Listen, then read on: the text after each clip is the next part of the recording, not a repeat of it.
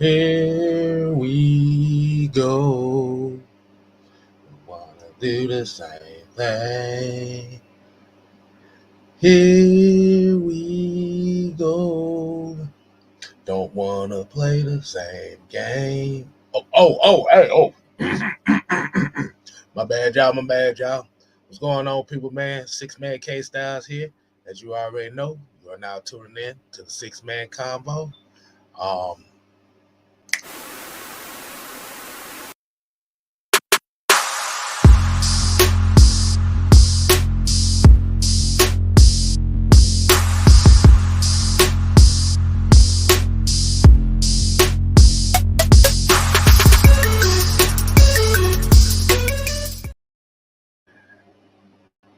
hey, man. I know. You don't have to adjust your screen. It's just me right now. I'm your man, six-man K-Styles, aka the Silver Foxes in the building, and you are tuning in to the weekly rendition of the six-man combo. And before we go ahead and get this program started, I think we'd be waiting on villain number 2 to come up here shortly. But as he would say, it is time for the roll call. I don't know why I did that, but hey, let's go ahead and get it. So, in today's roll call, DJ, hit the music. All right. And today's roll call, we're going to kick this off right as we wait for a couple more people to get here into the show. We got Lee 85, we got Sherman Wood, Big Ant in the building. We got Home Team, Yeet. Blackberry Loretz is in the building. Engine number 9, Andrew G. We got Vincent Moore, Prove It, Brian Peoples, Joseph Thornton, Sonia, my player partner. See if we can go ahead, give it a few more seconds to make sure everybody go ahead, hit that like button, hit that share button, get a few more people in here. I know it's kind of a busy night tonight for Falcon fans, as it's a lot of programming going on. But by you tuning in over here to Six-Man Combo, we definitely appreciate you. So, as you chill out with a smooth tune, get a couple more people in here before we go ahead and kick this thing off right. Hey. And while you're doing that, I want to know how everybody's day has been so far. Like I said, I want you to go ahead and put in the chat how your day has been. Hopefully, if it hasn't been that good, we're going to make it feel better. You know how I do over here. Hey. All right. Do y'all want to hear that one more time? Nah, we ain't going to do that. All right. Michael Walker, what's going on? D. Coleman. Hey, man, what's going on, people? What's going on, man? I know everybody's used to seeing the terrible twosome here. We all going to be waiting on Mad Mike to get back into the show here. But I thought I want to go ahead and discuss a little Falcons football, as y'all already know what we do over here. Hey, man, I want to know how everybody is feeling right now. First place in the division, to see the Falcons win against the New Orleans Saints. I want to know how everybody is feeling. Wakanda, what's good, man? Southside 12. I want to know how everybody is feeling right now as we going into this week game against the New York Jets. You call me, what would throw them greens and turkeys away is spoiled, y'all. Y'all ain't right. All right, man. Y'all better tell me how y'all feeling. Y'all supposed to be feeling good. Ain't nobody saying nothing. God damn it. He said that win made you feel good. I think that win made everybody feel good. Well, it made the majority of us feel good. I don't know about a certain aspect of them, but they're not going to be the focus of today's show. Now, let's go ahead and get right into it, man. As you already know, and I ain't know when the Senator Palpatine wanted to make a grand entrance. I just give up. I give up. I'm just like, just today has been one of those days. Just one of those days.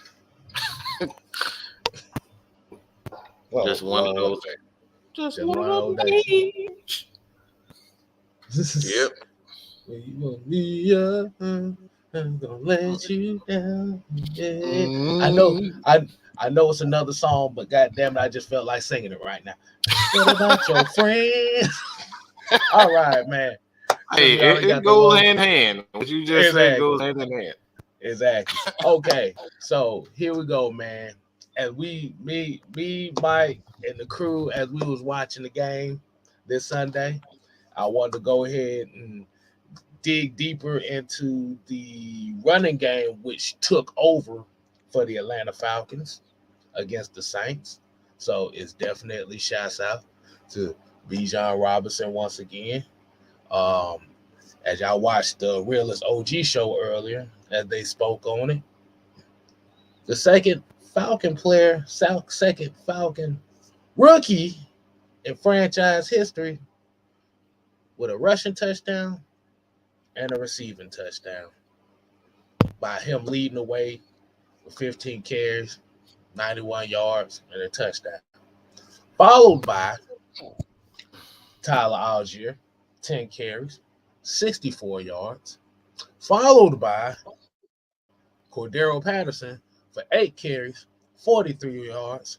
Followed by Desmond Ritter with 7 carries for 30 yards. I found something interesting with that stat too, Kev. What you got? What you got for it? Do you know all four of those guys have one thing in common? What they got? What they got? Every last one of those guys rushed the ball for over 10 yards. Those are big plays. Those are regarded as big plays. Explosive plays, excuse me. Explosive plays. That is true. That is true. At least a 10-yard run. Yeah, that is true. So that's 40 yards. That's at least 40 yards on big runs and a total of 228 total rushing yards. Mm-hmm. Okay. But we want to talk about, was this the right combination or ways of using these guys in the running game? And well, Mike, I'm gonna let you go ahead and run point on this one. So, how did you feel about this? The way that they used them and how they rotated them out. Do you feel like this was the perfect balance? Do you think this was the right way to do it, or this was something they was trying to figure out? Go ahead, the floor is yours, man. Well, I think when you look at Arthur Smith, I know a lot of people ask, especially you and I, what do we really think about Arthur Smith? Mm-hmm. Um, and as far as his play calling, I stand on this. I don't think his play calling is an issue. But we're seeing that it has never been the issue.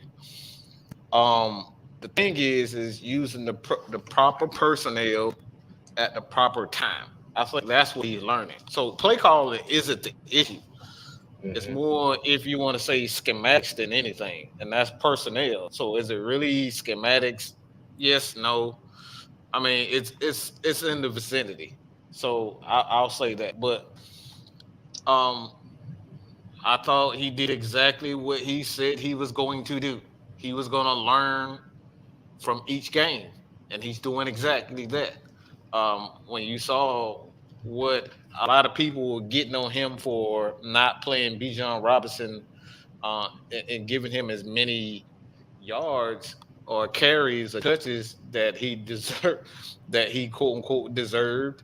Um, I think he had a plan all along, and this is what we always say with coaches. The thing that you want to see from there is growth, and a lot of people saying to themselves, "Man, he had a massive ego. He didn't get it guy the ball. He didn't get Kyle Pitts the ball. He not getting because he's trying to do this and do that." Well, he ended up being right, and AFN ended up being right again because we said patience. Okay, patience, and you will see the growth of this offense, and we're beginning to see that. A lot of these things are unconventional. Benching certain guys. He benched Bijan Robinson. He told Kyle Pitts to take a step back. All right, look, we can get you the ball. I know I can get you the ball, so that's never been a problem. And then he benched Desmond Ritter. So you've seen the unconventional, him, the willingness to take unconventional routes to get to an end result. And what we got in that is we know how to use Cordero Patterson, Tyler Algier, and Bijan Robinson together. We finally know how to get those guys together. So I say all that to say this: all you got to do is just be patient. Patience is the key to success, and we're seeing that now. He didn't change anything, despite what a lot of people said. He did not change a damn thing. All he did was go back to what worked when he quote unquote, benched Bijan Robinson and highlighted Tyler Algier and highlighted Cordero Patterson. So he went back to that success. So that again, this is what you want to see from your coaches. Highlight what works and continue to do it and learn from it. Mm-hmm. And I think going off of that running attack too, like I said, we kind of mentioned it on the post game show. So like I said, I want to kind of reiterate this a little bit more. Um, like you said, I think with the factor of not only figuring out where to use Cordero Patterson, because like you said, he's kind of he from what it's showing that he's pretty much kind of like the heart and soul of what this offense is about, and you could tell by a couple of them runs he had in that game. Those dudes did not want it. It got to a point where they safeties was chopping him at the line of scrimmage. That's how much fear he was putting into them. But I also think what added another wrinkle into that run game is, like you said, you're allowing Dez to be a factor in the run game as well. Um, I think those two moves in the run game were vital in it succeeding. I mean, we've seen it succeed this year without those two necessarily being factors in that way. But in the reality of it is offensively, despite them not putting up no 300-yard game and despite them not really putting up a 200-yard game, the offense looked more efficient. I don't know what it is. It was a sense of efficiency that I don't think we've really seen this year. I mean, run the ball 41 times and throw 21 times. It's off balance like hell. It But wasn't. that's It didn't but seem rushed. yeah, yeah. So, but like you said, the thing about it is when they hit on the pass plays, they hit on the pass plays as needed. And like I said, it just looked different. Like you said, Diz in the run game, Cordero Patterson being a spark plug. You and like you said, the offensive line not getting enough credit, not giving up sacks. You got Matthew Bergeron out here. He ain't looking like no damn rookie right now. He's making some mistakes, but like y'all said, and like the OG said on the previous show, you haven't heard Matthew Bergeron's name being called all pretty much that much all year. So that's a Mm-hmm. good thing. Yes, sir. And I think also, and then like you said, that also by you having that threat of CP and Dez being more involved in the run game, you create that sense of doubt in that defense where it's like, okay, now I know this guy's capable of taking the fuck off. Now you freezing the linebacker for a split second. And now that stretch play that Bijan's been running all year look way more dangerous this game. Mm-hmm. I want to know how everybody think about that. Were y'all satisfied with the do everybody in the chat, do you feel like the offense looked a little bit more efficient, or do you think it's something else that needs to be tinkered with for your liking? But like you said, that offense looked efficient as hell to me. And nobody cares about what Chuck says. Man, at this point, I ain't look, let him look, Mike, let him have it, in the chat. I ain't got time tonight. Uh, You see, you lucky K Styles ain't got time for you because I'm put you on the Summer Jam screen. we can still do that at the end of the show though. But right now, I just want to get this out. But right now, I just want to get this out. I want to make this an important aspect of the show right now. I ain't finna Yes, like sir. hijack Yes, this sir. shit. Yes, sir. But let me see. Yeah, Jared Crumpton here said you didn't hear Doma's name either. Parker Hesse balled out too, and Mike called that one. He actually called that one last week. That was his player to watch, Mr. Parker Hesse. And I think that's why you didn't see Kyle Pitts as much. Because I know a lot of people were kind of upset that Kyle Pitts only had like 35 snaps this game. Mm-hmm. I mean, the Teach thing them football. the thing about it is when you're bringing back a guy like Parker Hesse, that's your best blocking tight end that you got on the team. Mm-hmm. And with him being on the fly, like I said, you can't catch worth a damn half the time. But when it comes in the run game, like I said, he is an integral part of it. Like I said, you didn't really see Keith Smith out there that much neither. Yeah, that's a great point. But D. Coleman here said he had been waiting on the three-headed monster all season.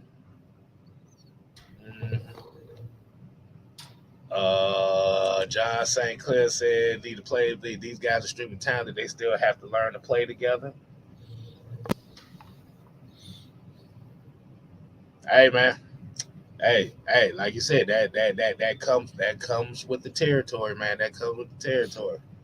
And that's and that's the one advantage of having a veteran defense like they do have. It helps ease it a little bit more when you know you kind of have a defense that can stop people if they tackle, which they did. Which they did some tackling this week. Mm-hmm.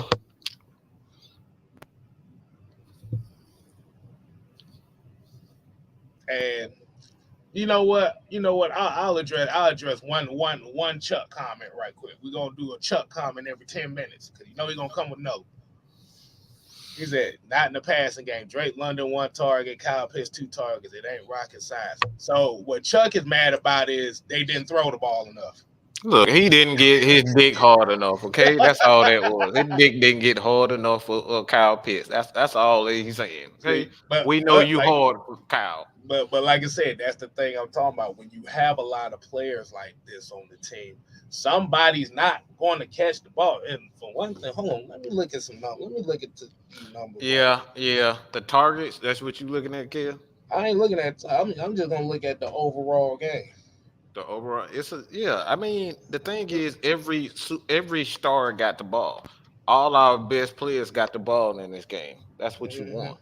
Yeah, let's see.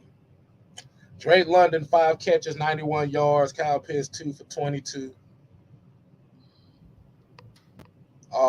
Like you said, the important part that everybody was waiting on: 19 touches for 123 yards and 2 touchdowns for Bijan. Yeah, Hmm. like you said, if the Saints can't stop the run, why go away from it? And that's been one of the issues this team has had all year. You go away from what was working to try to prove a point in something else. Hmm. So, hey, hey, man, like I said, at this point in time right here, we can't be wasting no energy on people that's gonna find something. You can't say 1 week Bijan needs all these touches and then turn around and complain about now all of a sudden this guy all of a sudden now Kyle Pitts ain't getting touches.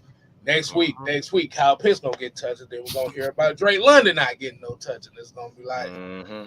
at this point in time, it ain't satisfying nobody. That's what happens when you got a bunch of players that need football. Somebody ain't gonna get Hmm. it. um, John said that last drive made all the fantasy coaches mad. I damn sure did. Hmm. Oh, yes. It made all of them mad. Hey, look, I'm glad this team is already despised by everybody. Y'all made me like the team even more by y'all hating them. But I want to get your thoughts on Cordero Patterson and the importance. I want you to give the people your takes on why Cordero Patterson was important in this game and for this offense. Well, it's kind of we've been alluding to this for quite some time, to be honest, all year, is that you got to find a way to get off to fast starts or get the offense going.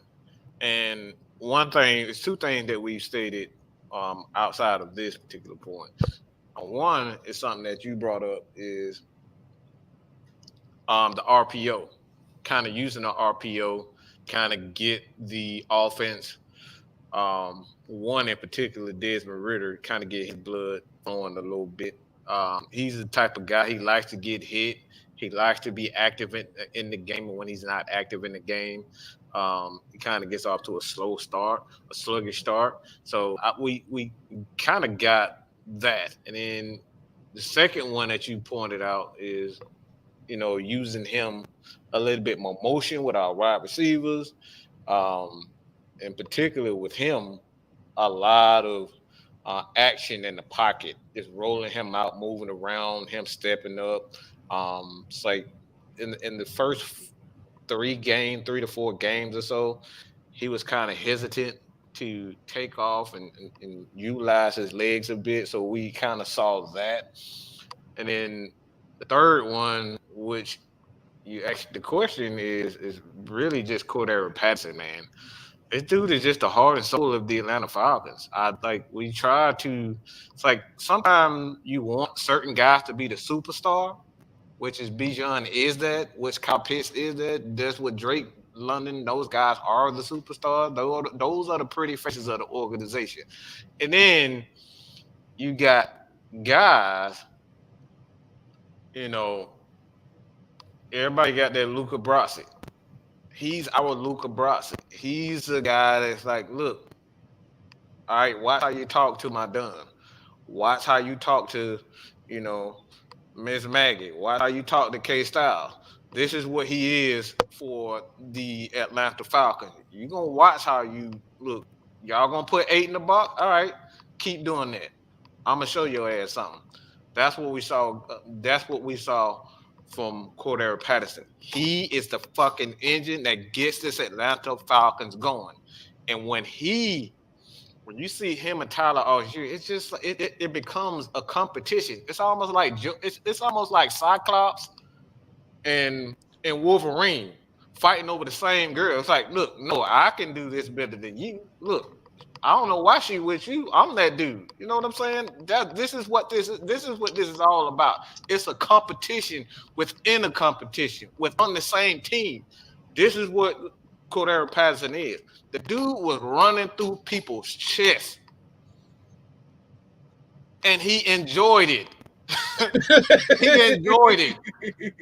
You see running backs run through guys, but you see it's not a lot of guys that actually enjoy running through a dude's chest like that. He enjoyed it.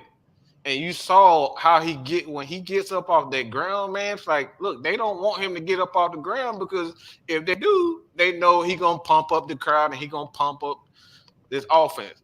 Cordero Patterson is the heart and soul of this Atlanta Falcons team. And I'm gonna just be real, man.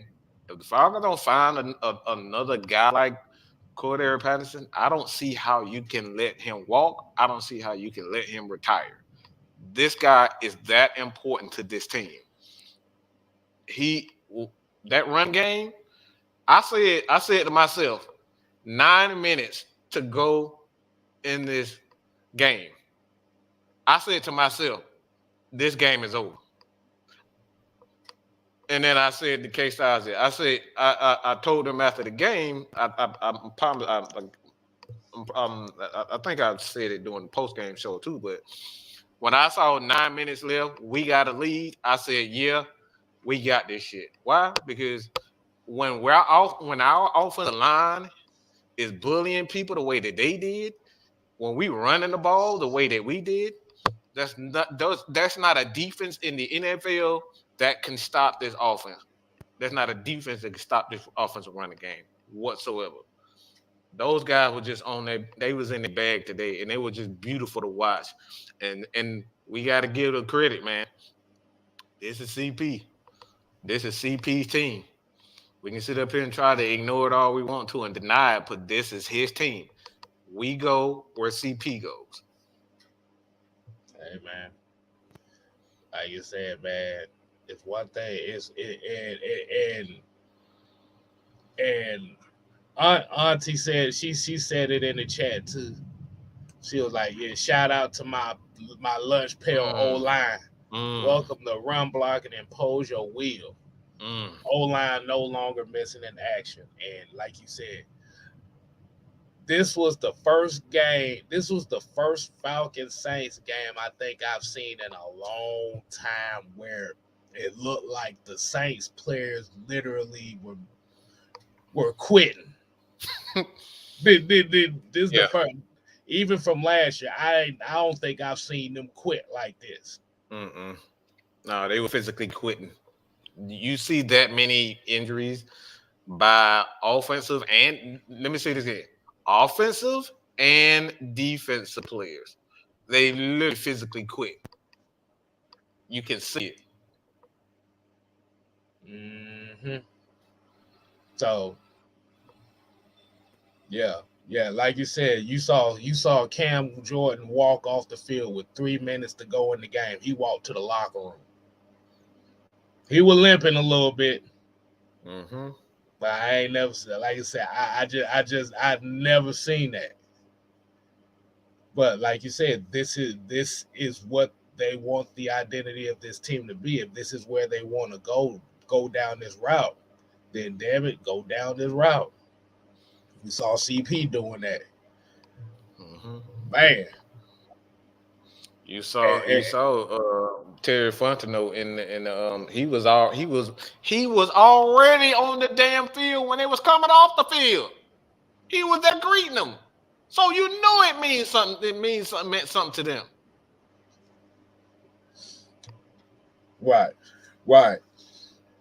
And also, like I said, in the midst of this too, like I said, we definitely gonna give the offensive line they do too. If y'all didn't see the Brian Baldinger clips that he showed Oh of the my God. offensive line, Oh Lord. Look, I bust I one. can't. I bust one. It was about 8 pancakes in there, boy. You like I Mm. said, you had two IHOP specials going on in that clip, in that Hey, 30-40 second clip. check it out on Mad Mike Sports Instagram. I uploaded it up there so y'all can go watch it. All right, check it out on Instagram. Boy, boy, Mhm. boy, Lord Jesus. Exactly. Exactly. Have y'all? Hey, I'm about to say, yeah, man. It was like them. What them? I'm trying to think. What them pancakes? Like the strawberry shortcake pancakes they got up there. Oh IHOP. damn. Dang. Um, Good it's God like Almighty. it was like eating about it was like eating about four of them Hmm. with a side of eggs Ooh, and some Lord. bacon. With a little avocado on the side. It was a little nastiness, and then they just finished it off with a country fried steak. Fam said everybody in my section said run the damn ball. See, I told you. I told you. Hey. They know where they got it from now. They They know. They know. know where they got it from. but yeah, Cordero Patterson, like I said, that was good. And like I said, Bijan Robinson, like I said, and this was actually one of the first games that I didn't really see him do too much dancing in the backfield neither. Like he was decisive in his runs too.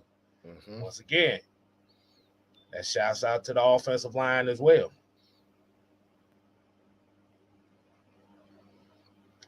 And like I said, when I think about it, with Bijan, I'm just using in Falcon term is a more he like the way that he ran against the Saints, he looked like Tevin Coleman out there, decisive. Like I said, got a little juke in the step, but it was decisive, and that was much needed to see. What's your thoughts on that, Mike? Yeah, Knight Rider literally up here calling me while I'm doing the show. So y'all know, Oh excuse Lord, his rude self. All right.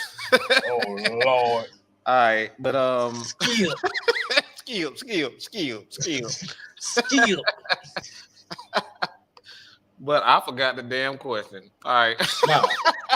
Nah, Back nah. to I was saying that Bijan looked a little bit more. oh, He looked more decisive. Yeah. decisive Yeah. in how he was cutting in this game. It wasn't like wasted steps. It was like, okay, Hmm. I'm gonna put my foot in the ground and I'm gonna hit And I'm gonna hit. hit it. Yeah. See, that's the thing that a running back usually picks up. Um, some are born with it. It's not few. It's not many. You got guys like AP, Jim Brown, OJ Simpson. You know those types of guys. Like they born with that type of vision. Um,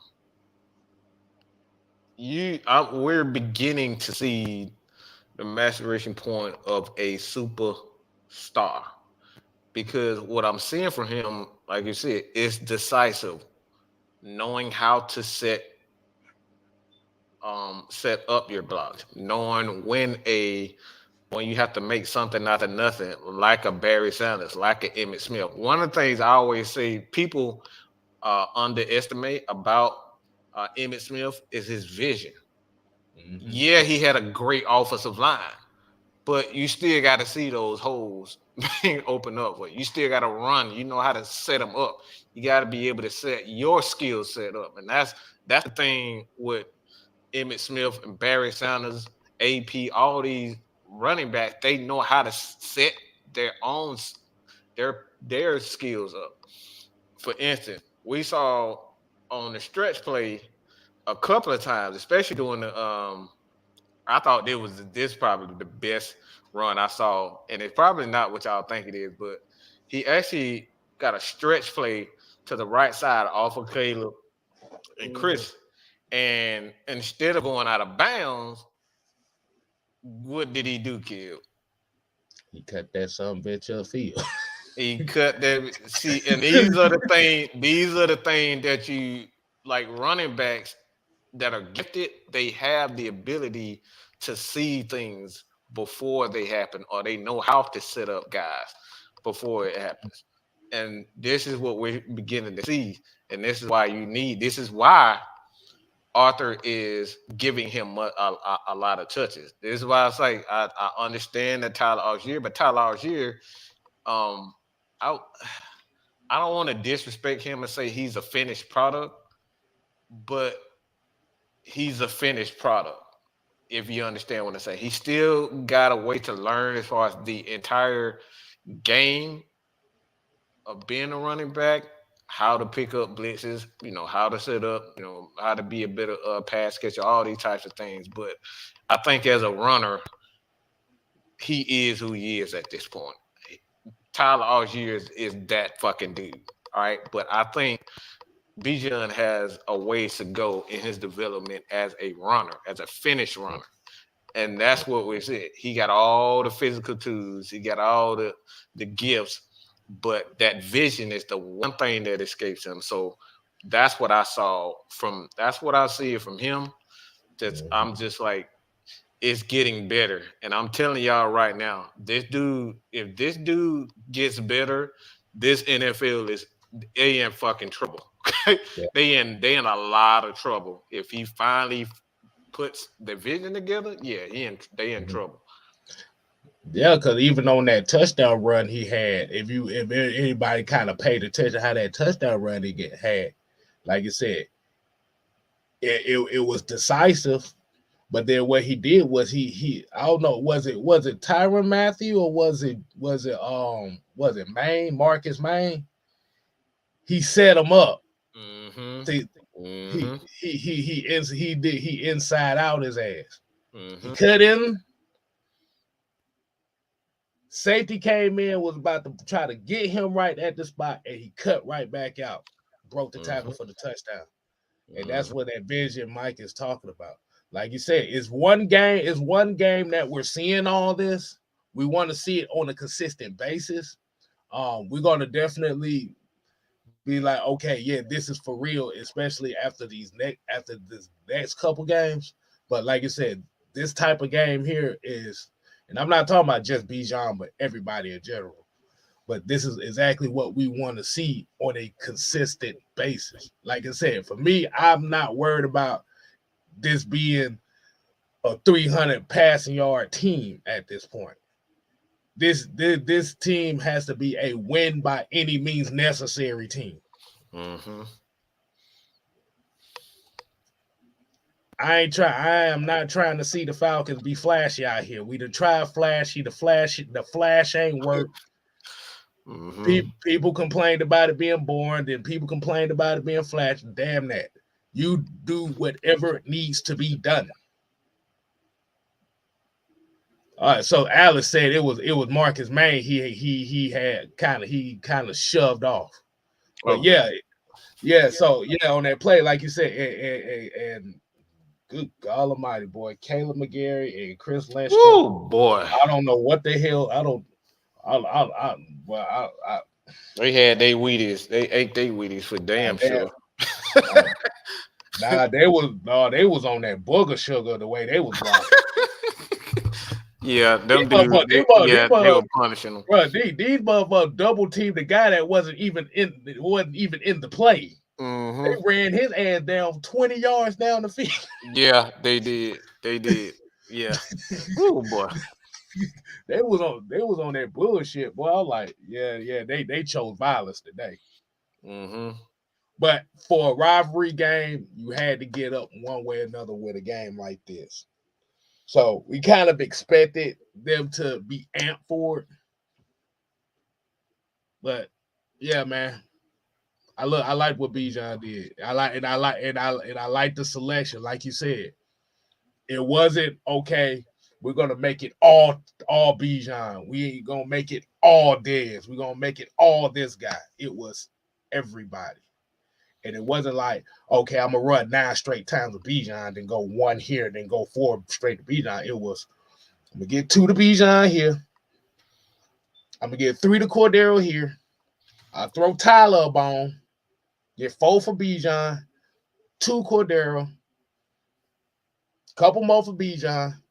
And then we get to the fourth quarter. And Mike, this is the part of this is the part of the game where we saw all the nasty come out. Mm-hmm. I want to get everybody's thoughts on the way they closed the game with Tyler Algier. I want to know how everybody thought about it. And this right here, I think this was one of the biggest plays of the game in that fourth quarter when Tyler Algier slid on the field instead of going out of bounds. Mm-hmm. That was some IQ shit right there. Mm-hmm. Oh, yeah. Oh, yeah. But I want to know, are y'all, the people watching the show, are you comfortable with Tyler Algier being that running back in the fourth quarter to kind of be that closer for them? And Mike, I'll let you go ahead and take the floor on this and give them what you think on it. To be the closer, man, I don't see a problem with it, man. I think that sets up the offense perfectly because now you don't have to focus on getting all 3 running backs started in the game. Because Tyler Algier, he's one of those guys. Yeah, if he gets going early, hand him the ball. By all means, hand him the ball off. But we have to establish Bijan Robinson, and this is why it's like I even in house, I had people like, no, man, we got to get Tyler Algier. I say Tyler Algier is a guy. He is a great back, and only a fool would not agree with that. He's a great back. But unlike CP, he doesn't need to get going. You can throw Tyler Algier in first, second, third quarter, fourth quarter, and he's the most dangerous person on the field because nobody wants to deal with. Look, you got this little big head kid keep ramming into your lawn, bro. Ain't nobody trying to have that. Ain't nobody.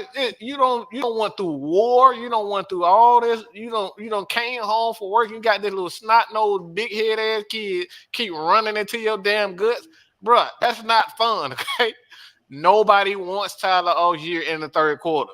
That's the reason why he's a perfect setup guy. And it's not, again, this is not to say that he's not an every down back. It's just like, again, when teams are set up, especially to rush the passer, the last thing that they want to do is deal with Tyler Algier. And especially a guy like CP, he gets himself going. He's just built that way. And then you got a guy like Bijan Robinson. Yeah, he got full of energy early in the game, but like once you done chase Bijan Robinson around the damn, like have you done chase this motherfucker? He run a 4.3 or 4.4. You chasing him, he got them hitting cartwheels, and then you got to go through this big head ass 240, 50-pound running back who's running into your damn gut. You don't want to have to deal with that. So it's the perfect game. It's the perfect game, bro. Hey, look, you just gave me the perfect analogy. It's like you chasing around Steph Curry on the floor all the game. Bro. And then you gotta fuck around and guard Shaq in the post. Bro, that ain't fair. It ain't fair, bro. It ain't fair. I know exactly. That ain't fair, bro. Having to deal with Shaq after you done chase Steph Curry all the way around. No, I'm good on that, pimp. I'm good on that. But yeah, I already knew it was over when I saw we had the lead with 9 minutes left in the game. I was like, "Yep, this game over."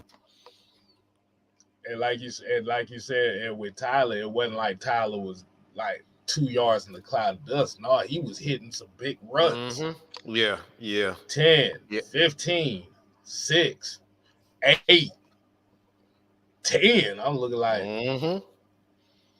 Yeah, like I said, the defense that got beat up so much in the game. I want y'all to just think about this for a second. You're chasing Bijan Robinson. You're getting your ass ran over by CP, and we see that shit just demoralized them right then and there because you got Marcus May. He getting bounced off. Tyrann Mathieu getting stiffed arm. And then you fuck around and you gotta hit the bowling ball of the team in the fourth quarter when you already no. You're not trying to have that, pimp. Trust me. right. Essentially, just basically TJ Duckett. That's how he was down here. But hey, man, I loved it. And that's why I said before before the show was this was the perfect blend on how to use them. Like I said, nobody's saying that you have to run each running back 15 plus times in the game, but what you want to do is you want to establish some type of presence to where now the defenses have to think, okay, I know I got to chase Bijan. Now they bring in CP. Now Bijan's flanked out, and now CP's in the back. Like, okay, it's gonna be a little physicality. They bring out Bijan and bring in Tyler. That's like, oh shit, who the fuck? Who?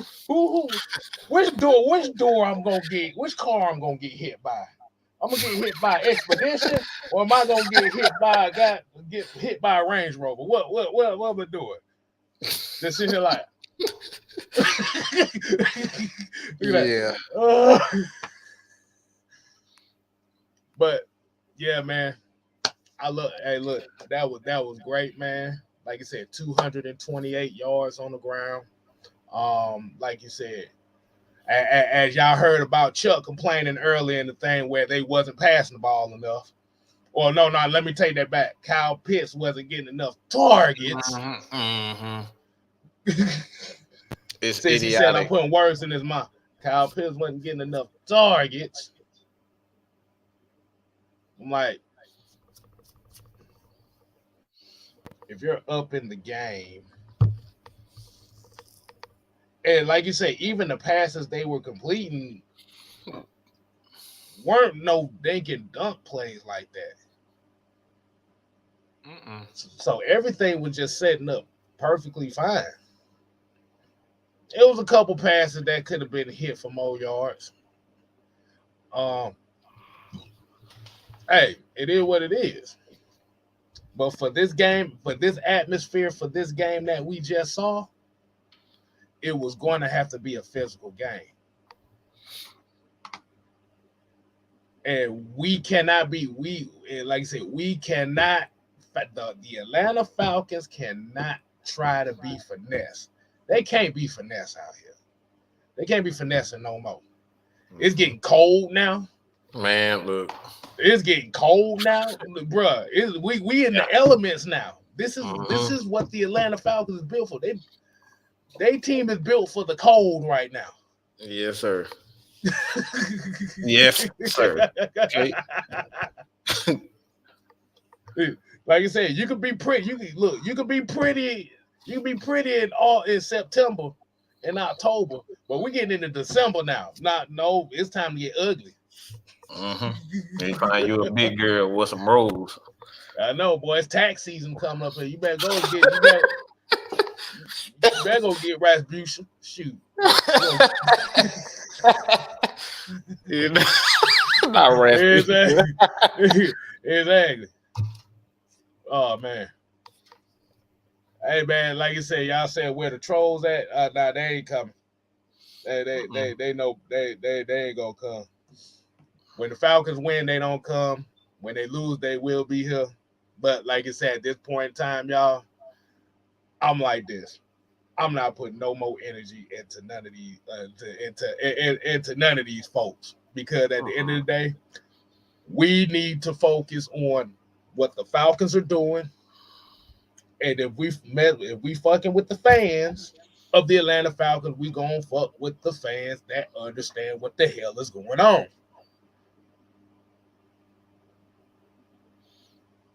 That should be the only factor right there. Mhm.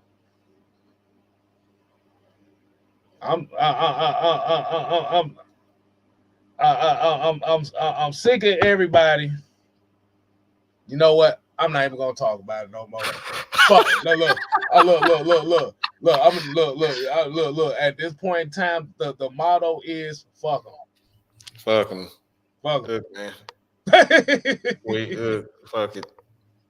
Fuck it. I'm not spending energy on people that don't do their homework and then look at you because you saying stuff that don't make any sense to them because Right. they don't do homework. Nah, not Right. doing it. Leo ain't shit. He talking about get you a girl and say, how I, you doing? How you How doing? you doing? How you doing?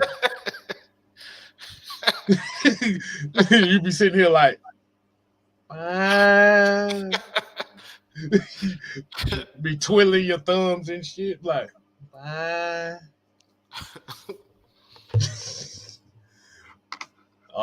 Let's see. So y'all go ahead and start asking some questions, man. We got about 5 more minutes, man. You can get a couple questions in here if y'all don't mind. Cause we got let's talk about it coming on on the AFN channel coming up at 9:05. So let's see. Southside, shut up. He said, "Don't get no girl that's a cyan." Nah. Nah, we don't need this. We don't need them cyan problems. Mm-mm. I don't want them cyan problems. Oh, wait a minute. I didn't know this. Pan said that O-line was loving it. Dahlman told Ritter, let's run this ball down their throat. Ritter replied, yes, sir. But like you said, Desmond Ritter, like you said, Desmond Ritter in the run, actually having Desmond Ritter in the run game actually makes Drew Dahlman actually better. Oh my God. It makes him better because Dahlman is not strong. He's not strong enough to hold up at that position. But what Dahlman specializes in is he's able to move. He's able to hold on the move. Mm-hmm. And by you moving that pocket or like you said, just having that quarterback that's going to be able to extend the play or make a play in that fashion. See, now that rush that's coming up to Drew Dahlman is not going to be as fierce because now the nose tackle that he may be going up against or the 3 tech that he may be going up against is got the back of his mind like, okay, wait a minute. Okay, this quarterback may take off, so I can't rush as hard. So it makes his job easier. Mm-hmm. And Lord have mercy, it damn sure did. As Josh said, PFF said they had Bergeron rated as the best lineman this week. Shit, they don't need no damn PFF to see that, boy. Them motherfuckers, like I said, them dudes was quitting. Yeah. On the field. Yeah. They were quitting on the field, bro. That's why you think if you see that many guys going out on injuries, come on, bro. That ain't that much injury in the world. They were quitting. Like dudes was literally getting pancaked 5 yards up the field, bro. I'm telling you, go to Baldy's breakdown and watch that. Was it like a 45-second clip? Mm-hmm. Yeah. And count. And this is my homework to y'all tonight. I want y'all to go to Baldy's breakdown. Mike actually got the link on his channel. I want everybody to count how many pancakes you saw in that game, in that one clip. Mm-hmm. And get back at me and tell me what you saw. Because from what I saw, it was free pancakes for the day. Yeah, I like the strawberries on top of mine though. Yeah, get the yeah, exactly. Get the bananas on there and the strawberries with Oh the boy, the blueberries. bananas. Oh boy, boy, boy. Mm. Get some of that blueberry syrup on there.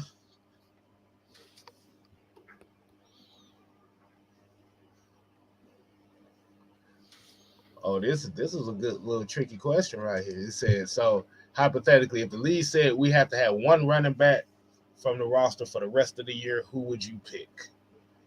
That's a little fun question right there. I don't like that question. I refuse to answer. I don't because like I said, I'm invested in all three of them.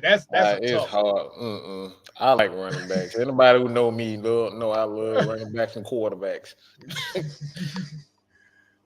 I mean that OJ Simpson, that Barry yeah. Sanders, Emmett Smith. I Man, answer oh my God.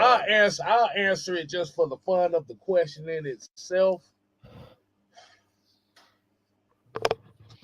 I'll probably go Bijan. Just, I would I have to say the same. I Just probably because have to go with Bijan. damn, I hate to say that. I hate that question, but I have to go with Bijan. If you could have one running back for the rest of the year, it'll probably be Bijan. People like, how y'all say that? Y'all been talking so much crap about Bijan. I say, no, we're not talking crap. We're just honest I mean, we about already what guys yeah are. yeah.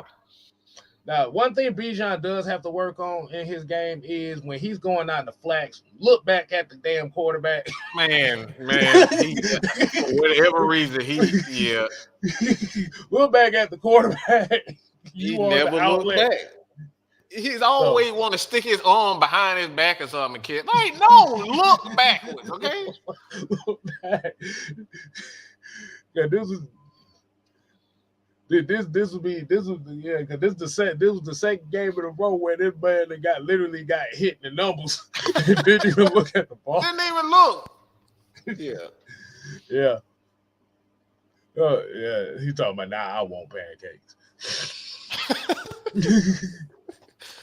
um, it might be an early question, but like I said, this will be a little fun one. This be the last thing right here. We got a couple minutes. What position do you think we need to look at in the draft for depth? That's kind of easy for me. That, Go ahead, Mike. What you got? Um, People are probably not gonna like what I said, but I, I, I think you got to go defensive tackle. See, I should have went first because goddamn you took my damn answer. Son of a Oh bitch. damn! See, goddamn, Son of a K-Star. bitch. Go ahead. I'm now here's the crazy thing. I'm actually looking at a couple of. I'm actually looking at three of them right now. We get together on that. I'll See, let you know about those. But we me, did not rehearse this, y'all. He had no clue what I was gonna say. you son of a bitch, you took my goddamn answer.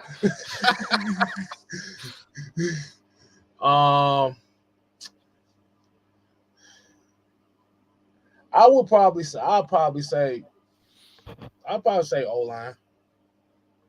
Probably say O line. I do like that. I like that too. Because the thing, a lot of people, the thing with Bergeron is really a natural left tackle playing guard, and he's playing good at good. It's the Jalen Mayfield experiment, but it's actually working. Damn. I just got to be honest, man. I'm sorry. Damn, get y'all. I think what Jalen Mayfield's problem was he just wasn't mentally tough for it. He wasn't bad, but mentally he wasn't there, and that was his problem. But we're gonna go ahead and wind this show down for the night, man. Y'all make sure y'all can go in the AFN channel. Let's talk about it. So until next time, people. Oh yeah, make sure y'all also leave questions under the comment section too, because yes, please, please, because I'm thinking about something. So leave questions here. So until next time, people. We ain't here to play. Oh no. We here to stay. Oh yeah, dig it. We ain't gotta go home. But you got to get the hell out of here. Oh yeah. Goddamn Mike done took my goddamn. I can't believe this. Oh man. You still my brother though, but you kiss my ass. How about that?